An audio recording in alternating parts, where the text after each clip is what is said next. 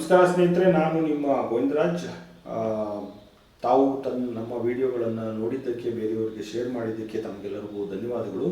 ಈ ಹಿಂದಿನ ವಿಡಿಯೋದಲ್ಲಿ ತಮಗೆ ತಮ್ಮ ಭವಿಷ್ಯ ನಿಧಿ ಖಾತೆಯಿಂದ ಇರ್ತಕ್ಕಂಥ ಹಣವನ್ನು ಯಾವಾಗ ಪೂರ್ತಿ ಹಣವನ್ನು ತೆಗೆದುಕೊಳ್ಬೋದು ಅನ್ನೋದ್ರ ಬಗ್ಗೆ ತಮಗೆ ಮಾಹಿತಿಯನ್ನು ನೀಡಿದ್ದೆ.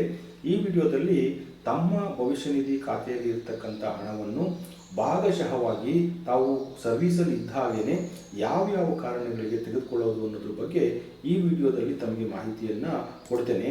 ನೋಡಿ, ಈ ಭವಿಷ್ಯ ನಿಧಿ ಯೋಜನೆ 2026 ಪ್ರಕಾರ ಕೆಲವೊಂದು 6 ರೀತಿಯ ಕಾರಣಗಳಿಗೆ ತಾವು ತಮ್ಮಲ್ಲಿರ್ತಕ್ಕಂಥ ಭವಿಷ್ಯ ನಿಧಿ ಮೊತ್ತವನ್ನು ತಾವು ಸದಸ್ಯತ್ವದ ಜಾರಿ ಇರಬೇಕಾದ್ರೆ ಅಥವಾ ಕೆಲಸದಲ್ಲಿ ಇರಬೇಕಾದ್ರೆ ಕೂಡ ತಾವು ಈ 6 ಕಾರಣಗಳಿಗೆ ತಮ್ಮ ಭವಿಷ್ಯ ನಿಧಿ ಖಾತೆಯಿಂದ ಭಾಗಶಃವಾಗಿ ಒಂದಷ್ಟು ಹಣವನ್ನು ಹಿಂತೆಗೆದುಕೊಳ್ಬೋದು. ಆ ಯಾವ್ಯಾವುದು ಕಾರಣಗಳನ್ನು ನಾನು ಈ ವಿಡಿಯೋಗಳಲ್ಲಿ ಹೇಳ್ತಾ ಇದ್ದೀನಿ. ಬಟ್ 2 ಇಂಪಾರ್ಟೆಂಟು ಷರತ್ತುಗಳಿದ್ದಾವೆ ಅಥವಾ ಕಂಡೀಷನ್ಸ್ಗಳಿದ್ದಾವೆ. ಮೊದಲನೇದು ಏನಪ್ಪ ಅಂತಂದರೆ, ತಮ್ಮ ಸದಸ್ಯತ್ವದ ಅವಧಿ ಮಿನಿಮಮ್ 12 ತಿಂಗಳು ಆಗಿರಬೇಕು. ಇದು ಮೊದಲನೇ ಕಂಡೀಷನು ಎಲ್ಲ ಕಾರಣಗಳಿಗೆ.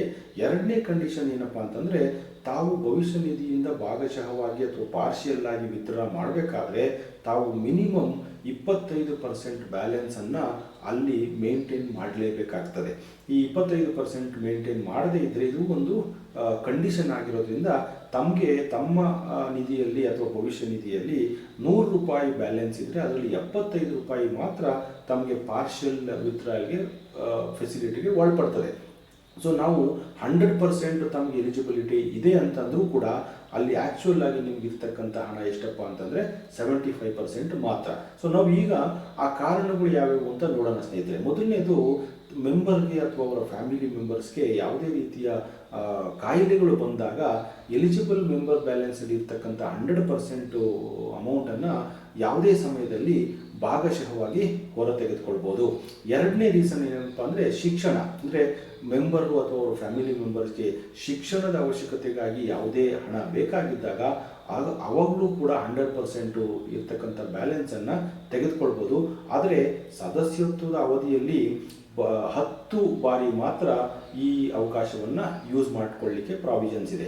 ಮೂರನೇ ರೀಸನ್ ಏನಪ್ಪ ಅಂತಂದರೆ, ಸದಸ್ಯರು ತಮ್ಮ ಮದುವೆ ಅಥವಾ ಫ್ಯಾಮಿಲಿ ಮೆಂಬರ್ಸ್ಗಳ ಮದುವೆಯ ಕಾರಣಕ್ಕಾಗಿ ಕೂಡ ತಮ್ಮ ಸದಸ್ಯತ್ವದ ಪೀರಿಯಡಲ್ಲಿ 5 ಬಾರಿ ತಮ್ಮ ಹಣವನ್ನು ಪಾರ್ಷಿಯಲ್ ಆಗಿ ವಿತ್ಡ್ರಾ ಮಾಡ್ಬೋದು. ಇನ್ನು 4ನೇ ರೀಸನ್ ಏನಪ್ಪ ಅಂತಂದರೆ, ಇದು ತಮ್ಮ ಮನೆ ಅಥವಾ ಸೈಟು ಈ ವಿಚಾರಕ್ಕೆ ಸಂಬಂಧಪಟ್ಟಿದ್ದು.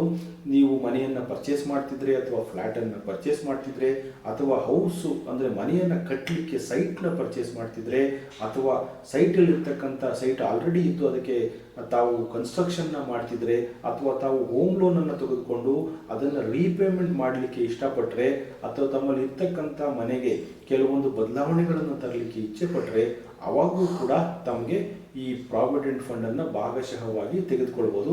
ಆದರೆ ತಮ್ಮ ಸದಸ್ಯತ್ವದ ಪೀರಿಯಡಲ್ಲಿ 5 ಬಾರಿ ಮಾತ್ರ ಈ ಅವಕಾಶವನ್ನು ಉಪಯೋಗಿಸ್ಕೊಳ್ಳಿಕ್ಕೆ ಚಾನ್ಸಸ್ ಇದೆ.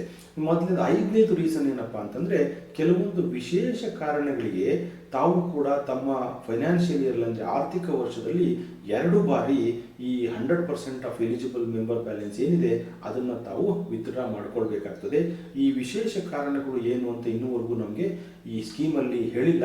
ಮುಂದಿನ ದಿನಗಳಲ್ಲಿ EPFO ಕೆಲವೊಂದು ರೂಲ್ಸ್ಗಳನ್ನು ಮಾಡಿ ಅಥವಾ ಸರ್ಕ್ಯುಲರ್ಗಳನ್ನು ಇಶ್ಯೂ ಮಾಡಿ ಈ ರೀಸನ್ಸ್ಗಳನ್ನು ಕೊಟ್ಟರೆ ಆ ವಿಶೇಷ ಕಾರಣಗಳಿಗೂ ಕೂಡ ತಾವು ಒಂದು ಫೈನಾನ್ಷಿಯಲ್ ಇಯರಲ್ಲಿ 2 ಬಾರಿ ಈ ಅವಕಾಶವನ್ನು ಉಪಯೋಗಿಸ್ಕೊಳ್ಬೋದು.